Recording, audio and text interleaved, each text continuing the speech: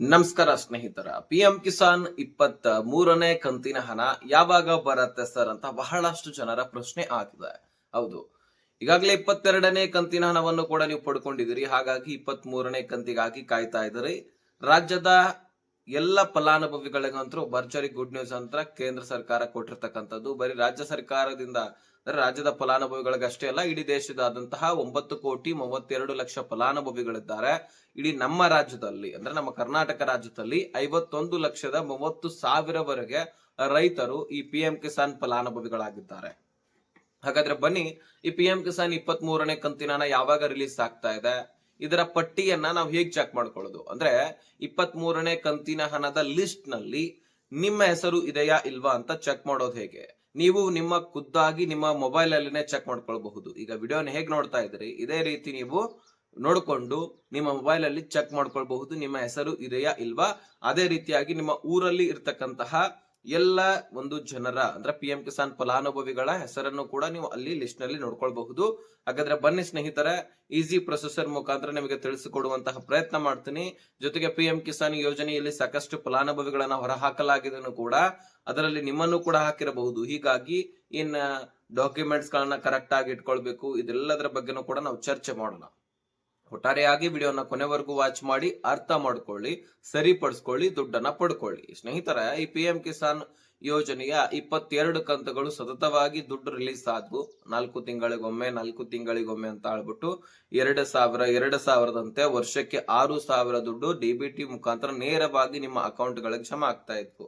So ಹಾಗಾದ್ರೆ ಇದರಲ್ಲಿ ತಾಂತ್ರಿಕ ದೋಷ, ಇದು ಡಿಲೇ ಆಗೋದು, ಈ ರೀತಿ ಪ್ರಾಬ್ಲಮ್ಗಳು ಈ ಯೋಜನೆಯಲ್ಲಿ ಕಂಡು ಬಂದಿಲ್ಲ, ಬರೋದು ಇಲ್ಲ ಅನ್ಸುತ್ತೆ. ಯಾಕಂದ್ರೆ one of the best scheme ಇದು. ರೈತರಿಗೋಸ್ಕರ ಬಹಳ ಬೆನಿಫಿಟ್ ಸಿಗ್ತಾ ಇದೆ. ಬರೀ ಪ್ರತಿ ತಿಂಗಳು ಕೂಡ ಕೊಡ್ಬೋದಾಗಿತ್ತು, ಆದ್ರೆ ಅಷ್ಟೆಲ್ಲ ಕೊಡ್ಲಿಕ್ಕೆ ಆಗೋದಿಲ್ಲ. ಯಾಕಂದ್ರೆ ಕೇಂದ್ರ ಸರ್ಕಾರದ ಬಜೆಟ್ ತಕ್ಕಂತೆ ಕೊಡಬೇಕಾಗತ್ತೆ, ಇಡೀ ದೇಶದಾದಂತಹ ಎಲ್ಲ ರೈತರಿಗೆ ಕೊಡಬೇಕಾಗತ್ತೆ.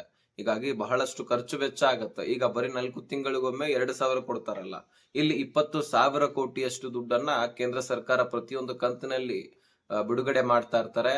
ವಾರ್ಷಿಕವಾಗಿ 60,000 ಕೋಟಿಯಷ್ಟು ದುಡ್ಡನ್ನ ಬಿಡುಗಡೆ ಮಾಡ್ತಾ ಇರತ್ತೆ. ಸೊ ಹಾಗಾದ್ರೆ ಅಷ್ಟು ದುಡ್ಡಲ್ಲಿ ಈಗ ನೀವು 3 ಕಂತುಗಳನ್ನ ಪಡ್ಕೊಳ್ತೀರಿ.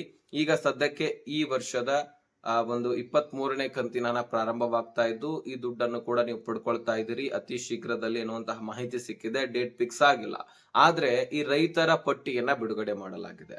ಹೌದು, ಅತಿ ಶೀಘ್ರದಲ್ಲಿ ಎನ್ನುವಂಥದ್ದು ಮೇ ಎಂಡ್ ನಲ್ಲಿ ಅಥವಾ ಜೂನ್ ನ ಪ್ರಾರಂಭದಲ್ಲಿ ಬಿಡುಗಡೆ ಆಗತ್ತೆ, ಸದ್ಯಕ್ಕೆ ಅಲ್ಲ. ಆದ್ರೆ ನೀವು ಲಿಸ್ಟ್ ಅನ್ನ ಚೆಕ್ ಮಾಡ್ಕೊಳ್ಬೇಕು. ಲಿಸ್ಟ್ ಅಲ್ಲಿ ನಿಮ್ಮ ಹೆಸರು ಇರ್ಲಿಲ್ಲ ಅಂದ್ರೆ ದುಡ್ಡು ಜಮಾ ಆಗೋದಿಲ್ಲ. ಹಾಗಾಗಿ ಆ ಲಿಸ್ಟ್ ಅನ್ನ ನಾವು ಹೇಗ್ ಚೆಕ್ ಮಾಡ್ಕೊಳ್ಳೋದು ಅನ್ನುವಂಥದ್ದನ್ನ ನಿಮಗೆ ಸ್ಕ್ರೀನ್ ಅಲ್ಲಿ ಸೈಡ್ ವಿಡಿಯೋ ಹಾಕ್ತೀನಿ ನಾನು ನಿಮ್ಗೆ. ಸೊ ಆ ಒಂದು ವಿಡಿಯೋ ನೋಡ್ಕೊಳ್ತಾ ನೀವು ಈ ಲಿಸ್ಟ್ ಅನ್ನ ಚೆಕ್ ಮಾಡ್ಕೊಳ್ಬಹುದು. ಏನು ಇಲ್ಲ, ಸಿಂಪಲ್ ಅಲ್ಲಿ ಗೂಗಲ್ ಅಲ್ಲಿ pmkisan.government.in ಅಂತ ಸರ್ಚ್ ಮಾಡಿ, ಪಿಎಂ ಕಿಸಾನ್ ಸಮ್ಮಾನ ನಿಧಿ ಅಂತ ಸರ್ಚ್ ಮಾಡಿದ್ರು ನಡೆಯುತ್ತೆ. ಬೇಕಾದ್ರೆ ಈ ಲಿಂಕ್ ಅನ್ನ ಡಿಸ್ಕ್ರಿಪ್ಷನ್ ಅಲ್ಲಿ ಕೊಟ್ಟಿರ್ತೀನಿ, ಅಲ್ಲಿಂದ ನೇರವಾಗಿ ಕ್ಲಿಕ್ ಮಾಡಿಕೊಂಡು ಈ ಒಂದು ಪೇಜ್ಗೆ ಬರಬಹುದು. ಸೊ ಹಾಗಾದ್ರೆ ಮೊದಲೇ ಬರ್ತಕ್ಕಂತಹ ಆಪ್ಷನ್ ಮೇಲೆ ಕ್ಲಿಕ್ ಮಾಡಿದ ತಕ್ಷಣ ಇಲ್ಲಿ ಸಾಕಷ್ಟು ಆಪ್ಷನ್ಸ್ ಗಳು ತೋರಿಸುತ್ತೆ. ಕಾಂಟ್ಯಾಕ್ಟ್ ಅಸ್, ಅದೇ ರೀತಿಯಾಗಿ ಲಾಗಿನ್, ಎಕ್ಸ್ಟ್ರಾ ಲಾಗಿನ್ಸ್, ಈ ರೀತಿ ಸಾಕಷ್ಟು ನಿಮಗೆ ಆಪ್ಷನ್ಸ್ ಗಳು ತೋರಿಸುತ್ತೆ. New farmer registration, now your status, ಈ ರೀತಿ ಸಾಕಷ್ಟು ಆಪ್ಷನ್ಸ್ ಗಳು ಸಿಗುತ್ತೆ. ಆದ್ರೆ ನಾವು ಕೆಳಗಡೆ ಸ್ಕ್ರೋಲ್ ಮಾಡ್ತಾ ಹೋಗ್ಬೇಕು. ಅಲ್ಲಿ ಏನ್ ಮಾಡುವಂತದ್ದೇನಿಲ್ಲ, ನೀವು ಫಾರ್ಮರ್ ರಿಜಿಸ್ಟ್ರೇಷನ್ ಅಂತ ಇದೆ, ಅದೇ ರೀತಿಯಾಗಿ ಸ್ಟೇಟಸ್ ಆಫ್ ಸೆಲ್ಫ್ ರಿಜಿಸ್ಟರ್ಡ್ ಈ ರೀತಿ ಇದೆ, ನವ್ ಯುವರ್ ಸ್ಟೇಟಸ್, ಈ ರೀತಿ ಅನೇಕ ರೀತಿಯಲ್ಲಿ ಇಲ್ಲಿ ಆಪ್ಷನ್ಸ್ ಗಳಿದಾವೆ. ಹಾಗಾದ್ರೆ ಈ ಆಪ್ಷನ್ ಗಳಲ್ಲಿ ನಾವು ಯಾವ್ದು ಕ್ಲಿಕ್ ಮಾಡ್ಬೇಕಂದ್ರೆ ಇಲ್ಲಿದೆ ನೋಡಿ, ಬೆನಿಫಿಷರಿ ಲಿಸ್ಟ್ ಅಂತ. ಇದರ ಮೇಲೆ ನಾವು ಕ್ಲಿಕ್ ಮಾಡ್ಬೇಕಾಗತ್ತೆ. ಸೊ ನಿಮಗೆ ತೋರಿಸ್ತೀನಿ ನೋಡಿ, ಈ ಬೆನಿಫಿಷರಿ ಲಿಸ್ಟ್ ಏನಿದೆ, ಸೊ ಇದರ ಮೇಲೆ ನಾವು ಕ್ಲಿಕ್ ಮಾಡ್ಬೇಕಾಗತ್ತೆ. ಸೊ ಹಾಗಾದ್ರೆ ಈ ಬೆನಿಫಿಷರಿ ಲಿಸ್ಟ್ ಮೇಲೆ ಕ್ಲಿಕ್ ಮಾಡಿದ ತಕ್ಷಣ ನಿಮಗೆ ಮತ್ತೊಂದು ಪೇಜ್ ಓಪನ್ ಆಗಿಬಿಡುತ್ತೆ.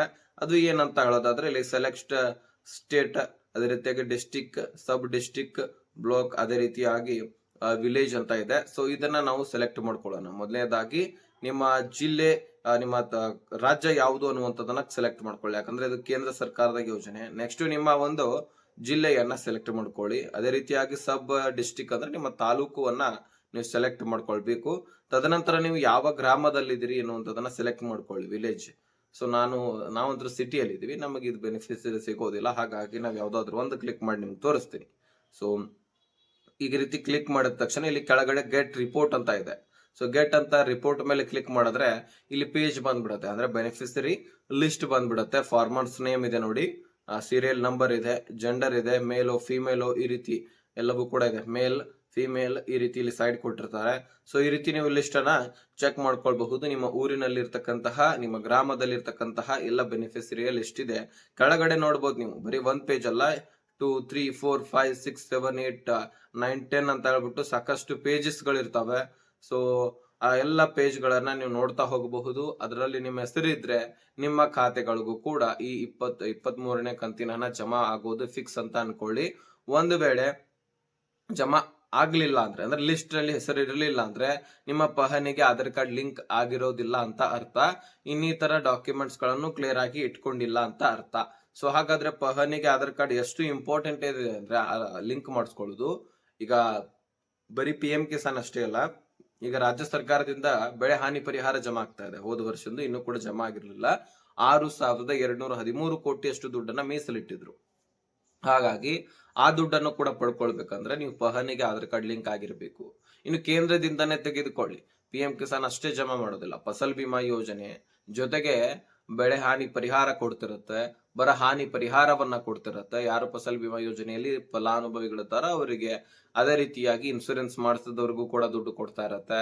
ಇನ್ನು ಸಾಕಷ್ಟು ಬೆಳೆಗಳನ್ನ ಬೆಳೆದು ನಾಶ ಆಗಿರ್ತಕ್ಕಂತಹ ಎಲ್ಲ ರೈತರಿಗೂ ಇದೊಂದು ಸಬ್ಸಿಡಿ ಮುಖಾಂತರ ಈಗ ಟ್ರ್ಯಾಕ್ಟರ್ ಗಳನ್ನ ಕೊಡೋದು, ಈ ರೀತಿ ಅನೇಕ ತರದಲ್ಲಿ ರೈತರಿಗೆ ಸಂಬಂಧಪಟ್ಟಂತಹ ಯೋಜನೆಗಳಿರ್ತವೆ. ಸೊ ಇಂತಹ ಎಲ್ಲ ಯೋಜನೆಗಳನ್ನ ನೀವು ಪಡ್ಕೊಳ್ಬೇಕಂದ್ರೆ ಪಹಣಿಗೆ ಆಧಾರ್ ಕಾರ್ಡ್ ಲಿಂಕ್ ಆಗೋದು ಅತಿ ಅವಶ್ಯಕ.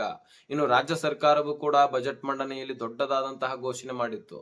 ಸುಮಾರು 83 ಲಕ್ಷ ರೈತರಿಗೆ ನಾವು ಯಾವುದೇ ಬಡ್ಡಿ ಇಲ್ಲದೆ ಸಾಲವನ್ನ ಕೊಡುವಂತಹ ಯೋಜನೆ ಜಾರಿ ತರ್ತಾ ಇದೀವಿ ಅಂತ ಹೇಳಿದ್ರು. ಹೌದು, ಸುಮಾರು 1 ಲಕ್ಷದವರೆಗೂ ಕೂಡ ನಿಮಗೆ ಸಾಲ ಸೌಲಭ್ಯ ಸಿಗತ್ತೆ. ಯಾವುದೇ ಬಡ್ಡಿ ಇಲ್ಲ. ನೀವು 1 ಲಕ್ಷ ರೂಪಾಯಿ ಪಡ್ಕೊಂಡಿದ್ದೀರಾ, ತಿಂಗಳಿಗೆ ಇಂತಿಷ್ಟಂತ ತುಂಬಿ ಅಥವಾ ವರ್ಷಕ್ಕೆ ಇಂತಿಷ್ಟಂತ ತುಂಬಿ ಅಂತ ಹೇಳ್ಬಿಟ್ಟು ನಿಮಗೆ ಆ ಯೋಜನೆಯ ಲಾಭವನ್ನ ಕೊಡುವಂತಹ ಯೋಜನೆ ತರ್ತಾ ಇದ್ದಾರೆ. ಅತಿ ಶೀಘ್ರದಲ್ಲಿ ಎನ್ನುವಂತಹ ಮಾಹಿತಿ ಕೂಡ ಸಿಕ್ಕಿದೆ ರಾಜ್ಯ ಸರ್ಕಾರದಿಂದ. ಬೇಕಾದ್ರೆ ನೀವು ಈ ಬಾರಿ ಬಜೆಟ್ ಮಂಡನೆಯಲ್ಲಿ ಆಗಿರ್ತಕ್ಕಂತಹ ವಿಡಿಯೋಸ್ ಗಳನ್ನ ನೋಡ್ಕೊಳ್ಬಹುದು. ಮಾರ್ಚ್ 6ನೇ ತಾರೀಕು ಬಜೆಟ್ ಮಂಡನೆ ಆಯ್ತು. ಆ ಸಂದರ್ಭದಲ್ಲಿ ಈ ರೀತಿ ಘೋಷಣೆ ಮಾಡಿದ್ರು CM ಸಿದ್ದರಾಮಯ್ಯನವರು. ಇದ್ರ ಬಗ್ಗೆ ಸಪರೇಟ್ ಆಗಿ ಅಫಿಸಿಯಲ್ ವೆಬ್ಸೈಟ್ ಕೂಡ ತರ್ತಾರೆ. ಆ ಸಂದರ್ಭದಲ್ಲಿ ನಾನು ನಿಮಗೆ ತಿಳಿಸ್ಕೊಡ್ತೀನಿ. ಹಾಗಾದ್ರೆ ನಿಮ್ಮ ಪಹಣಿಗೆ ಆಧಾರ್ ಕಾರ್ಡ್ ಲಿಂಕ್ ಮಾಡಿಸ್ಕೊಳ್ಬೇಕಂದ್ರೆ ಒಂದು ಪಾಸ್ಪೋರ್ಟ್ ಸೈಜ್ ಫೋಟೋ, ಒಂದು ಪಹಣಿ ಆಧಾರ್ ಕಾರ್ಡ್ ಅನ್ನ ತೆಗೆದುಕೊಳ್ಳಿ, ಮೊಬೈಲ್ ಸಂಖ್ಯೆಯನ್ನ ತೆಗೆದುಕೊಳ್ಳಿ. ನಿಮ್ಮ ಹತ್ತಿರದ ತಾಲೂಕಿನಲ್ಲಿರ್ತಕ್ಕಂತಹ ಗ್ರಾಮ ಪಂಚಾಯಿತಿಗೆ ಹೋಗಿ ಅಲ್ಲಿರ್ತಕ್ಕಂತಹ ಗ್ರಾಮ ಲೆಕ್ಕಾಧಿಕಾರಿಗಳು ಇದನ್ನ ಲಿಂಕ್ ಮಾಡಿಸ್ಕೊಡ್ತಾರೆ. ಬರೀ ಇಂತಹ ಯೋಜನೆಗಳನ್ನ ಪಡ್ಕೊಳ್ಳಿ ಅಂತ ನಾನು ಹೇಳ್ತಾ ಇಲ್ಲ. ನಿಮ್ಮ ಆಸ್ತಿ ಪಾಸ್ತಿಗಳು ಕೂಡ ಇನ್ಯಾರೋ ಬಂದು ಲಪ್ಟಾಯಿಸ್ಕೊಂಡು ಹೋಗೋದು ನಿಲ್ಲತ್ತೆ. ಅದನ್ನ ಮೊದಲು ನೀವು ಕ್ಲಿಯರ್ ಆಗಿ ಇಟ್ಕೊಳ್ಬೇಕು. ಈಗ ಯೋಜನೆಗಳ ಲಾಭ ಸಿಗ್ಲಿಲ್ಲ ಅಂದ್ರೆ ಅದೊಂದು ಕಡೆ ಆದ್ರೆ, ನಿಮ್ಮ ಆಸ್ತಿ ಪಾಸ್ತಿಗಳನ್ನ ಇನ್ಯಾರೋ ಬಂದು ಲಪ್ಟಾಯಿಸ್ಕೊಂಡು ಹೋದ್ರೆ ಅವಾಗ ಏನ್ ಮಾಡ್ತೀರಾ? ಹಾಗಾಗಿ ಪಹಣಿಗೆ ಆಧಾರ್ ಕಾರ್ಡ್ ಲಿಂಕ್ ಆಗೋದು ಅತಿ ಅವಶ್ಯಕ. ಅದನ್ನ ಪ್ರತಿಯೊಬ್ರು ಕೂಡ ಮಿಸ್ ಮಾಡದೆ ಮಾಡ್ಕೊಳ್ಳಿ ಲಿಂಕ್ ಅನ್ನ. ಈ ವಿಷಯವನ್ನ ಆದಷ್ಟು ಎಲ್ಲ ರೈತರಿಗೆ ಶೇರ್ ಮಾಡಿ, ಅವ್ರಿಗೂ ಕೂಡ ಈ ಲಿಸ್ಟ್ ನ ಬಗ್ಗೆ ಗೊತ್ತಾಗ್ಲಿ, ಅವರ ಹೆಸರಿದೆಯಲ್ವಾ ಅಂತ ಚೆಕ್ ಮಾಡ್ಕೊಳ್ಳಿ. ಆದಷ್ಟು ವಿಡಿಯೋ ನೋಡೋದಕ್ಕೆ ಧನ್ಯವಾದ. ಹಾಗೆ ಸಬ್ಸ್ಕ್ರೈಬ್ ಮಾಡ್ಕೊಳ್ಳಿ.